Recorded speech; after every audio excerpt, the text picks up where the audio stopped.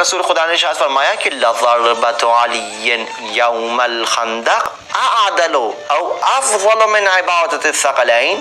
جنگ خندق میں مولا امیر المومنین کی ایک ضربت، جس ایک ضربت نے پورے اسلام کو بچا ڈالا، یہ ایک ضربت طول تاریخ میں تمام تر جن و انس کی عبادت کے برابر ہے، بلکہ بعض روایات کے مطابق جن و انس کی عبادت سے افضل ہے.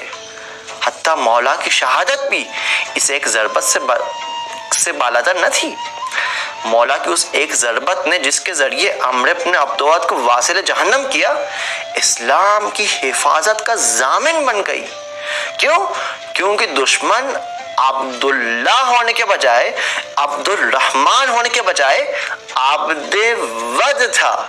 ود مکہ کے بت پرستوں کے 4 بڑے بتوں میں سے ایک بت کا نام تھا ود، اور وہ اسلام کا دشمن خدا کا بندہ ہونے کے بجائے بتوں کا بندہ ہو چکا تھا.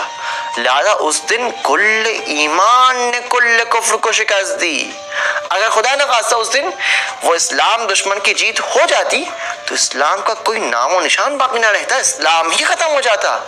لہذا مولا کی ضربت نے اسلام کی بقا کا ضامن بن گئی، اور باقی جو بھی نیکی وقوع پذیر ہو وہ اس ایک ضربت کے مرہون منت ہے. اگر وہ ایک ضربت نہ ہوتی تو نہ اسلام بچتا، نہ نماز بچتی، نہ روزہ بچتا، نہ جہاد بچتا، نہ شہادت بچتی، اسلام میں سے کچھ بھی نہ بچتا. لہذا یہ ایک ضربت طول تاریخ میں جن و انس کی تمام عبادت سے افضل ہے. لَضَرْبَةُ عَلِيٍّ يَوْمَ الْخَنْدَقِ أَفْضَلُ مِنْ عِبَادَةِ الثَّقَلَيْنِ.